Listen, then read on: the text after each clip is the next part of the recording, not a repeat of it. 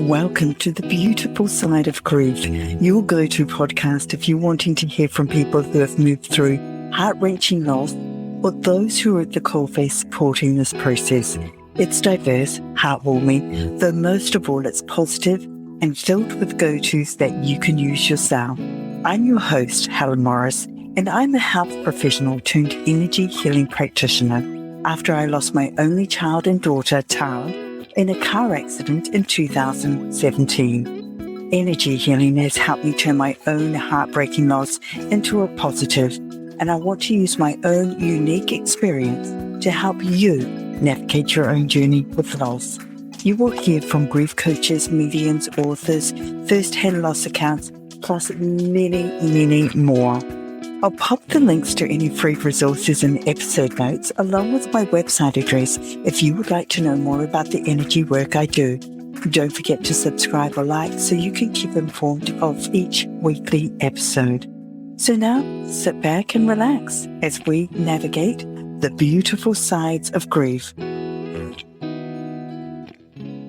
On today's episode, we're talking to Kim Hopkins. She's an international award-winning actress and creator of the working actor formula, live in the moment acting, and last-minute audition. She helps actors understand show business and have a career of their dreams. Starting with a modeling career at 3 years old, Kim went on to model in New York City and then became an international model and actress with a career spanning 5 decades. Paving the way for new generation, she now helps aspiring and working actors create content that will bring recognition and booking opportunities. Kim's clients have won multiple awards, signed with the industry's top agents, and enjoy successful careers. Kim has also been on the cover of many magazines and has appeared in over 300 commercials globally.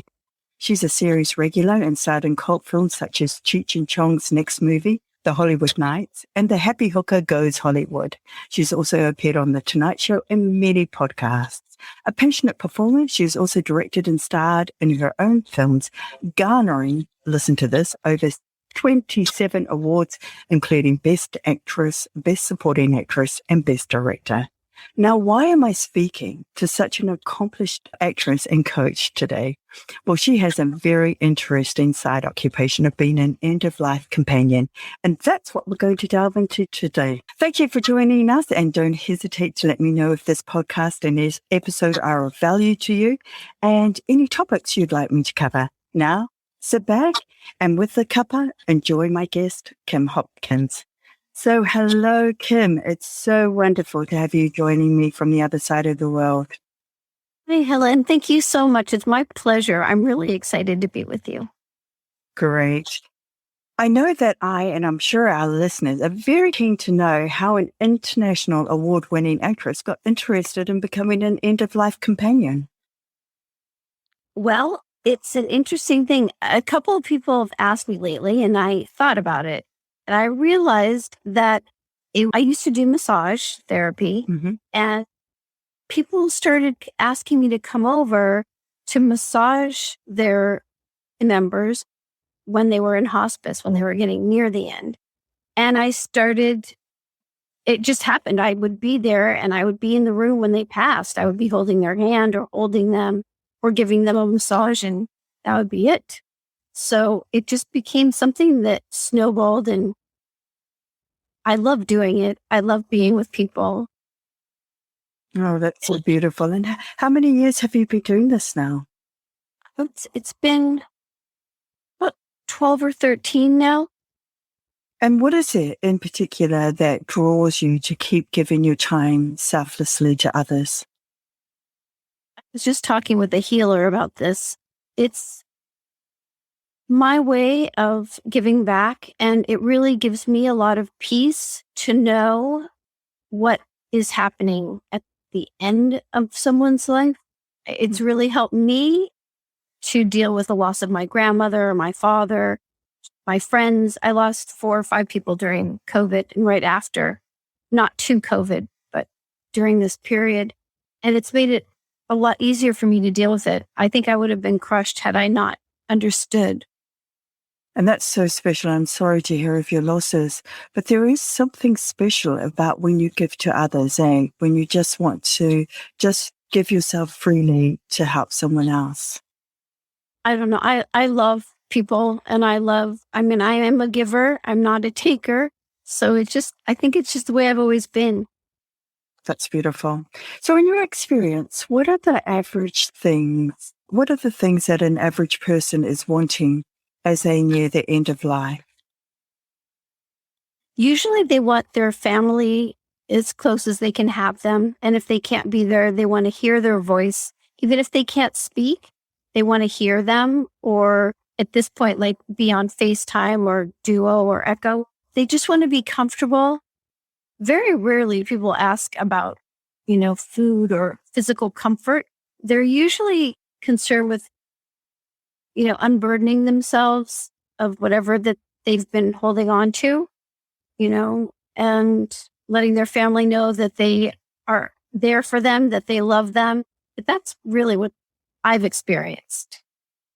Yeah, and I think at that time, that's when the slate gets cleared, that there's, no grudges to be held, nothing. It's just a time where you're just connecting and just experiencing what you've had as a family and just preparing for that time when they're going to go. And it can be a beautiful time. So how, like you mentioned that, friends kept asking you, is that how you do this kind of work? Is it just through friends asking you to go and do massages on people they know who are at the end stage of life, or do you have hospices that you work with in particular? And what sort of things do you do in the role? I do not work for any company, and it has been basically either friends or they tell their friends, so word of mouth, and I'm not getting paid for it. So it's not, like a job for me. Mm-hmm. Just sort of happened. I usually spend like the last week or two with people. I go over to give them a massage on their feet or help the caretakers or caregivers, decide what they're going to help them to eat, and a lot of people don't understand at the end, people don't want to eat. They stop eating. They stop reading their newspapers. Those are signs that they're not, when they stop doing certain things. Usually eating is a really good indicator. But most caregivers are not hospice workers. So I go in and I help them to understand what's really going on and help the person. And I've had people actually say to me, like the day of or the day before, will you please stay with me? And it's such an amazing feeling that somebody wants you to be there. If you're not a family member, that they want you to hold them and be there with them because they know that you're going to give them the comfort they need. And I'm betting they just feel that beautiful energy that you must give off to want to have you around them, which is such a special thing. Just about hospice, like there's been research that shows that actually once people get into a hospice, they actually can go through a phase of actually improving before they deteriorate again. Have you seen that yourself? Yes, I have seen that. It's an amazing thing because it's so precise and accurate. Like you can tell exactly because they bounce back, they'll come out of the hospital and they bounce back and everybody thinks, oh, they're going to be fine. And it's really difficult to explain to families don't get your hopes up because this is going to reverse and quickly. And I've had friends where I wasn't with, where they were at the hospital with their loved ones and it was a dire situation. Everybody knew and they thought, oh no, he or she came back and they told us all these things that they want us to do and how they want their funeral and how they want us to remember them. And they thought that it was getting better. And then a day later gone. And it's really hard because then people don't understand that they're not gone, that they're still here. So it's very difficult when that happens. Yeah, we had a situation like that with my daughter's granddad, and he ended up in hospital right in that sort of final stages, but he kept hanging on there. And it was like he was waiting. He was waiting for my daughter's dad to come over from Australia. And that, of course, couldn't happen in that sort of time zone. And, it just didn't work out that way. And so once he received permission that it was okay for him to go and that, things could be sorted out later, he just sort of relaxed and then allowed himself to pass, which I thought was really, really beautiful. But there are many people who actually fear hospice and hold off allowing themselves to enter that care. Yet it's quite the opposite, really, because what I've found from my own experiences, and I'm not quite sure if they are in the States, but I'm sure they will both be, but hospice is just such a beautiful, caring place where their intent is to make you feel as nurtured and as looked after as you possibly can be, whatever your needs may be in those final stages. And is that what you found yourself? Well, I think it's a little different here, and it depends on, going into a place that has hospice in general, they should be more caring, but there's just a general lack of people who care. I don't know how to put it. It's very sad. When people have in-home hospice, when they go home for hospice, it's a much better situation. But I hear stories. They give a lot of people morphine. They start giving them like massive doses of morphine and all kinds of drugs that keep them out of it. And I think that makes it come sooner than it should. So, I tend to ask people to hold off on doing that unless somebody says they're in pain. I don't condone giving them drugs. So I don't know. Yes, it should be a really beautiful thing. And sometimes it is, especially a lot of people want to do it at home. And I think that is ultimately the best thing to do. I don't know that our hospice care in the United States is as wonderful as it is there, it sounds like.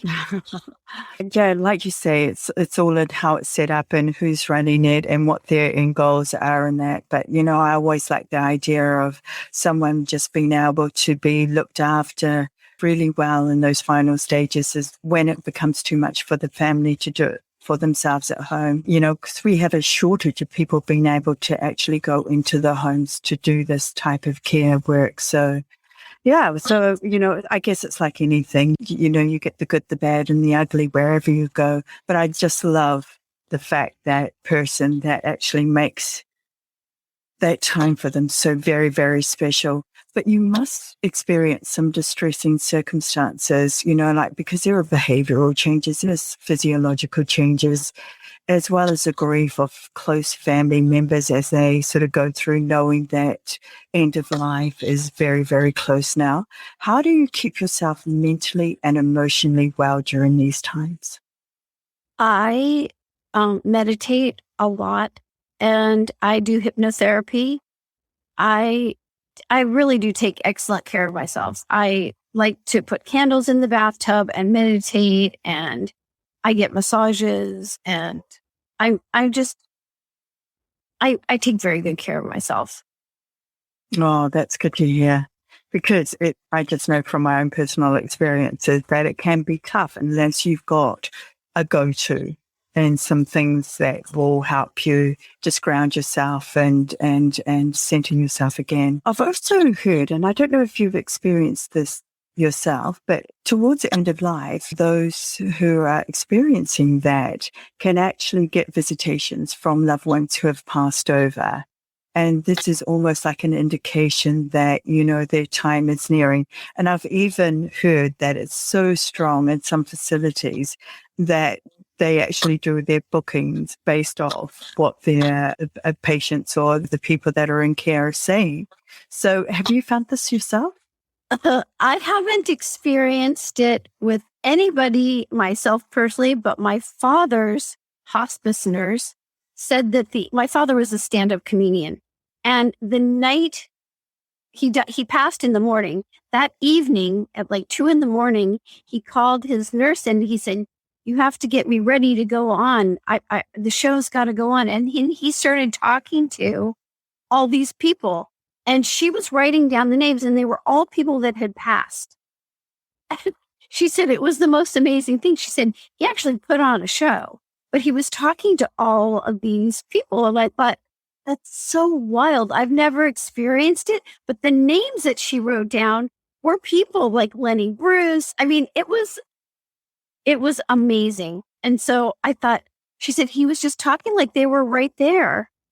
It made me They were probably all coming to meet him.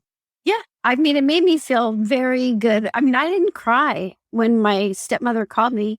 I didn't cry because I knew when she told me the story, I was like, wow, that's incredible. So did you not get to be with your dad in his final stages? I was not with him. I went to see him a week. I went a week before, and I think 2 days after I left, he passed. Yeah. So I was with him. He didn't go through the normal stages for some reason.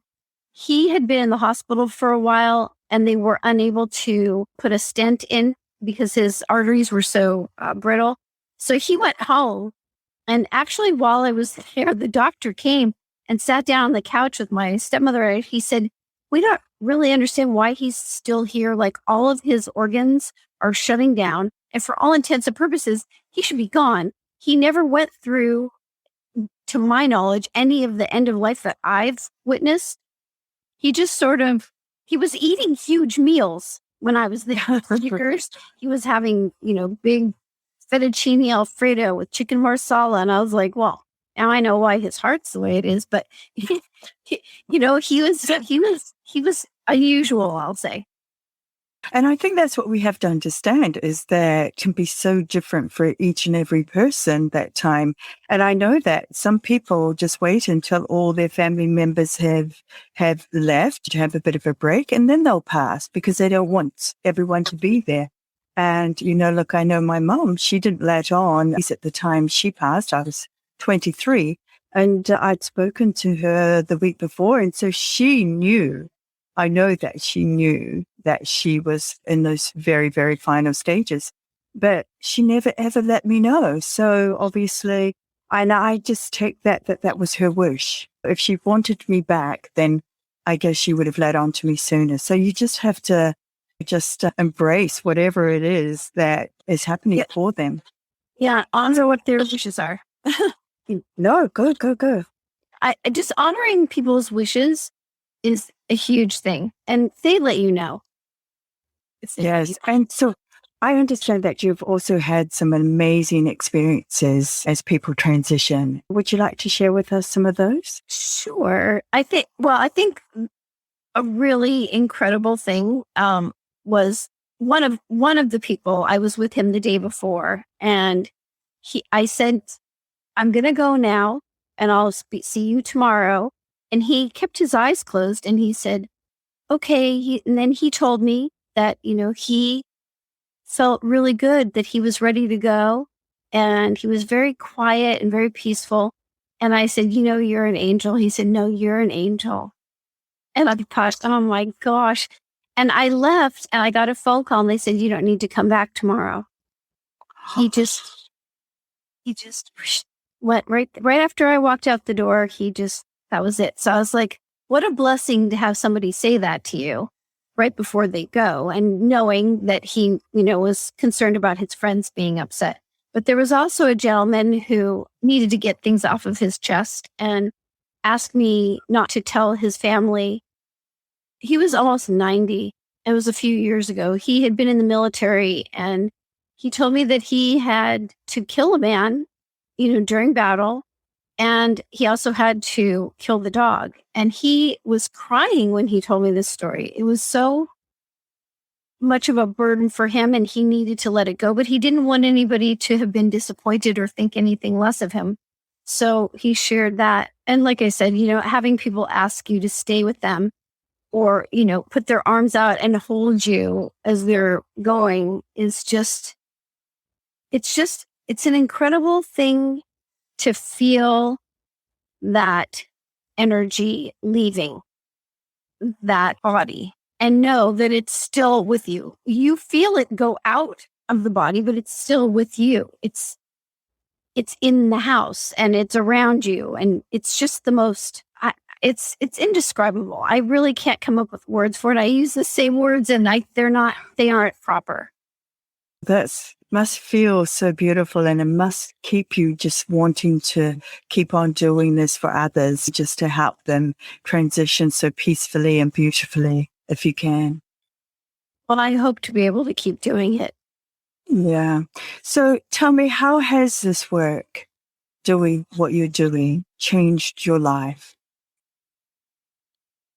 Well, it's made me much more comfortable with the idea of death and passing. I definitely feel the people around me. I have one of my girlfriend's father's ashes are on my bookcase over here, and his pictures are constantly showing on my Echo. I It just makes it a little bit easier for me to accept when people pass. I've had 3 very close people pass in the last couple of months, and it makes it easier for me to accept it when I hear about it. And it also has given me the ability to help other people when they're, it's my 6th grade boyfriend called me about a couple of weeks ago and asked me if I wanted to go out to dinner. And I was like, sure, let's go out to dinner. And he showed up at the door and I said, we're wearing the same color shirt. And he was like, yeah. And I said, what's the matter? He said, my wife passed on May 10th. And I thought, oh my gosh, for some reason, I didn't see it in my algorithm of my Facebook. So I didn't know. Yeah. And I was dumbfounded. But we had a 4.5 hour conversation over dinner and, hanging out. And I was able to at least explain to him the things that I'm talking with you about. And I think it really did, make an impact on him. And he really understood because he wasn't able to be when she passed. So I think, I just think it's really important for people to understand. And I think that has been a big change for me to be able to help other people understand from my perspective, having been through it. That is so beautiful. I think just being there for others and being able to help them through that time, because it's, such a mind numbing time when you lose somebody so precious to you. How has doing this work, because I know you have a son and I know you're very, very close to your son, how has this work I call it work, but that's not the right word. What word am I looking for? How has doing this helped you and your son? Have you been able to have conversations about if one of you were to pass? And oh, well, I am really naughty about this, but I told my son I don't want to be a burden to him when I get older. So I said, I'm going to have a bottle of pills. And if I get to this point or this point or this point, you just give me the bottle of pills, make sure that they all go down. He's like, Mom, if you don't stop saying that, I'm going to give them to you now. So we have discussed it. I mean, I think at this point, he understands what I do and how I feel about all this. And I think his bigger concern is going through all my stuff after. yeah. So, he's just not, he understands and he knows that I'll always be with him. I don't talk to him every day. I mean, we're very close, but he knows I'm always going to be there.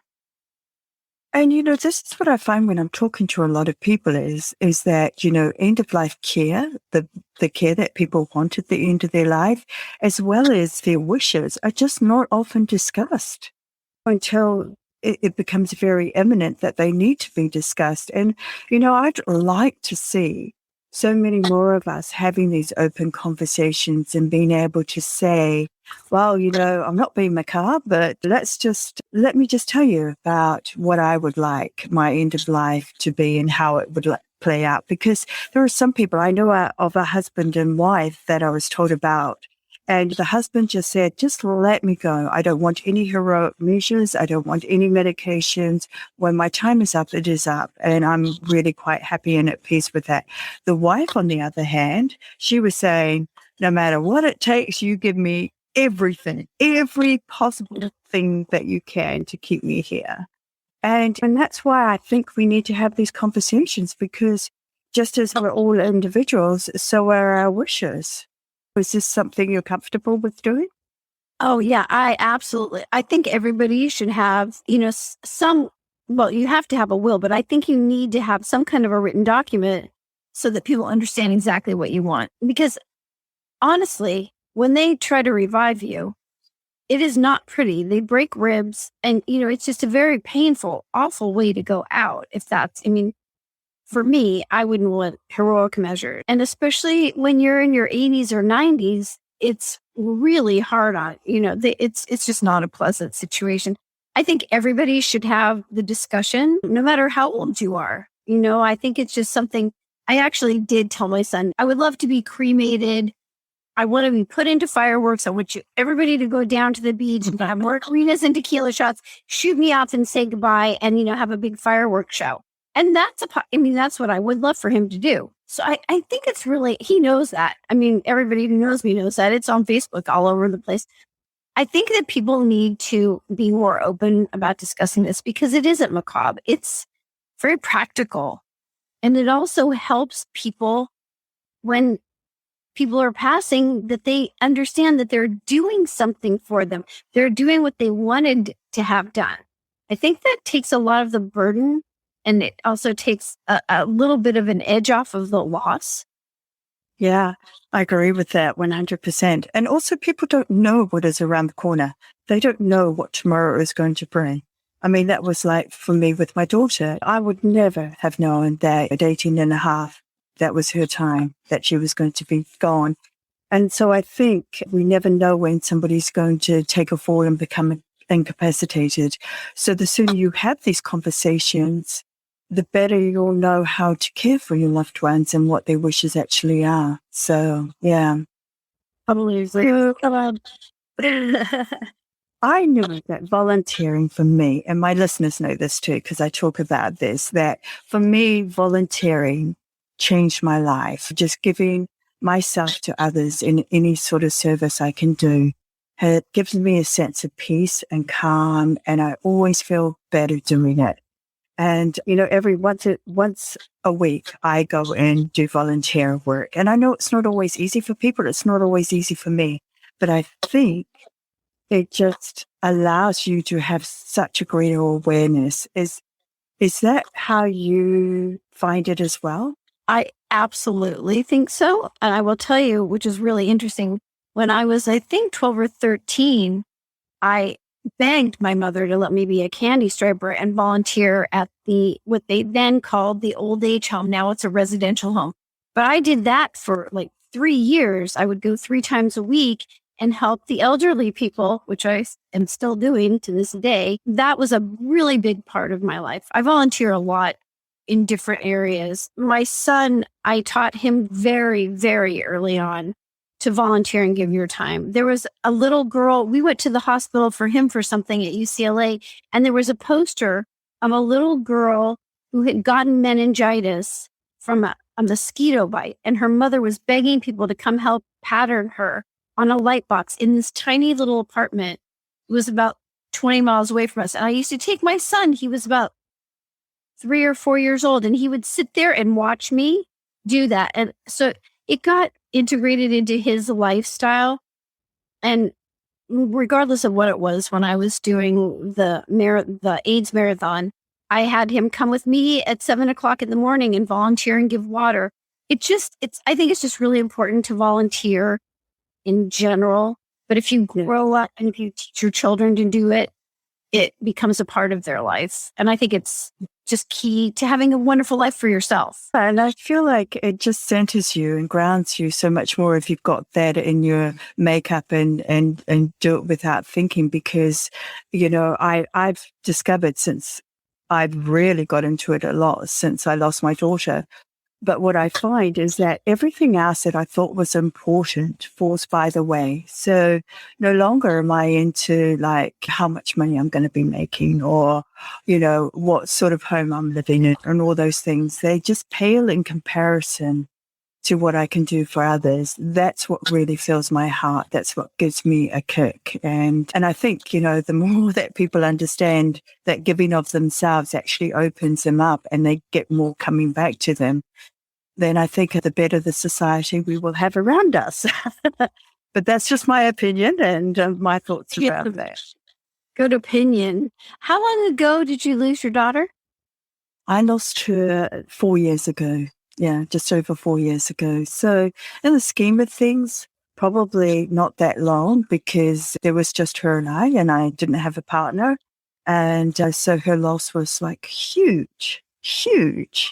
Like she was my best friend. We did everything together, and she was one of those wonderful souls that just would walk into a room and just light it up. Sounds like she still does.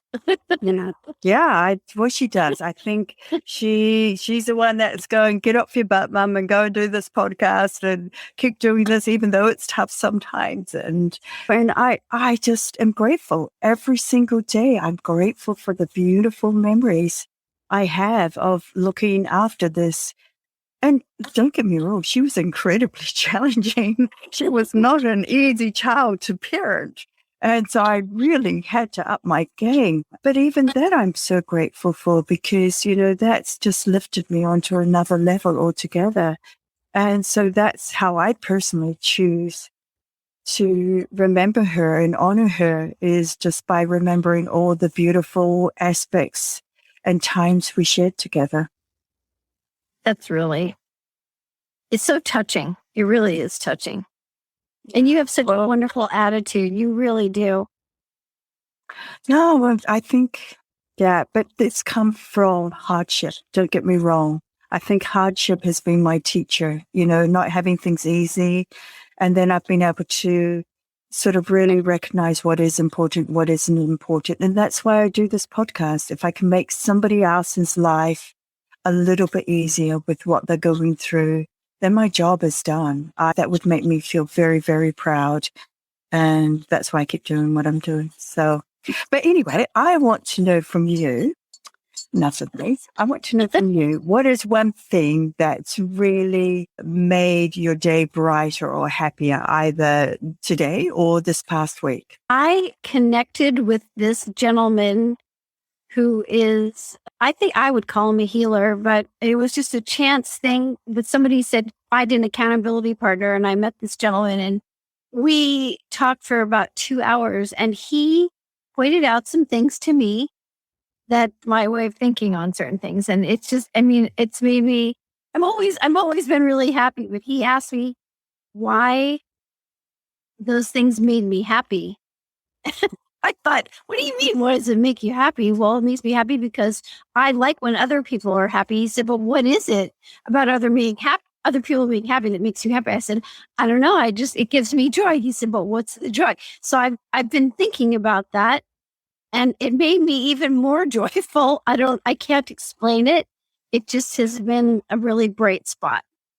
Yeah, it's a beautiful energy. It's, when you live in that energy, and I think the more you give it out, the more you get it back. So you attract those beautiful people around you, which just gives you more joy, more happiness, more beautiful energy. So, and I think that's a beautiful vibration to be living in. Yeah. Good for you.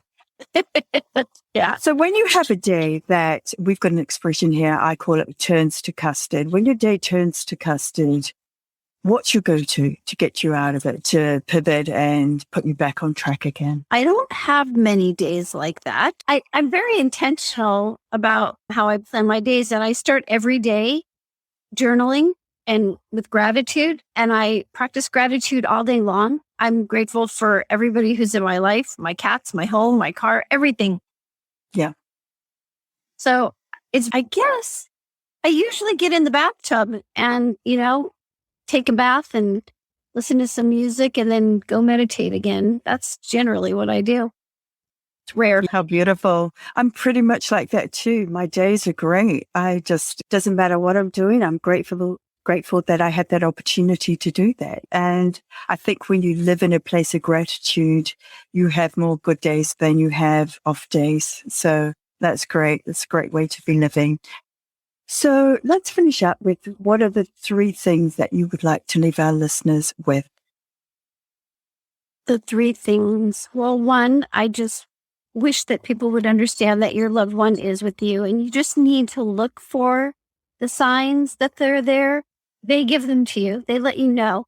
It can be very subtle. Just, a smell that passes by or something moving around like your earrings, It could be anything. It could be a song on the radio, just at that moment that you need to hear it. Really to understand that their energy isn't their body, it's their soul. And that's a big thing. And that life is short, regardless of the years that you're counting. Life is short and you need to enjoy every day and appreciate the people around you. Tell people that you love them. Yes. And that's one thing yes, you've hit it on the nail, because people looked at me sideways when I said that I was so grateful to have had my daughter. And then they're going, but you've just lost her. And I said, yes, but, she chose to be my daughter. She chose to give me that time. And every single day I'm grateful for that. And I have no regrets. And it was the no regrets that shocked people. And they were going, wow, because we made a point of saying what we needed to say to each other every day. So, and I'll share the story, because she went on an outward bound camp, which is a real wilderness where they go for 3 to 5 day hikes, and they camp out on their own in the middle of nowhere and do things like that. And my daughter was turning 18. So I'd written for her. I saw this little book called, Letters to My Baby. Stupid me. I didn't even realize it was like baby. I went, I'm going to get that. And so it had a series of 12 letters that you could write over time to your child. And I went, I'm still going to do this, because these are great letters. And it was not easy to write 12 letters and not repeat yourself. But there were letters about, what did you most love about me when you first saw me? And what are your wishes for me? And all those beautiful things that you don't often think about. And what are the things about me that made you laugh? And so I did these 12 letters, and I sent it down to her in a birthday package along with chocolate. I love chocolate, so I didn't factor in. And it was the chocolate and this book of letters that she took with her out on her solo. And so in the middle of nowhere, with no one to distract her, she read all these letters that I had written to her.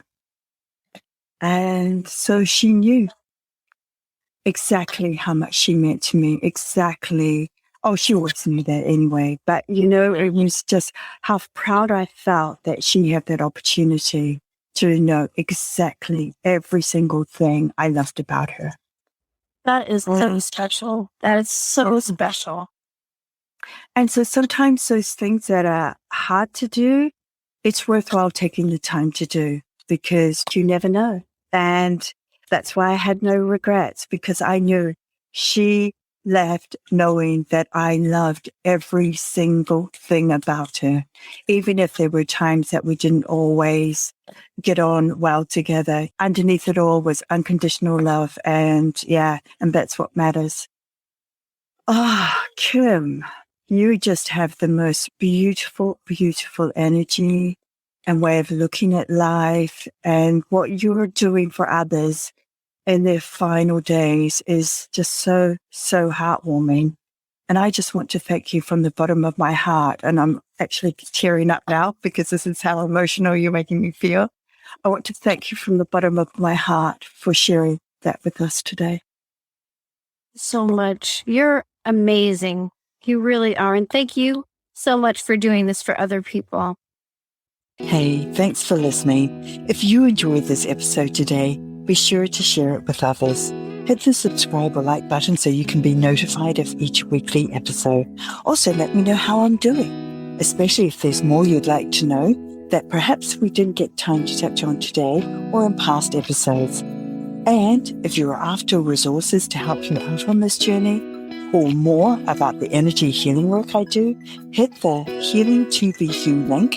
That's the word healing, 2, letter B, letter U.com. So until next time, be kind to you, and thank you for joining us on the beautiful side of grief.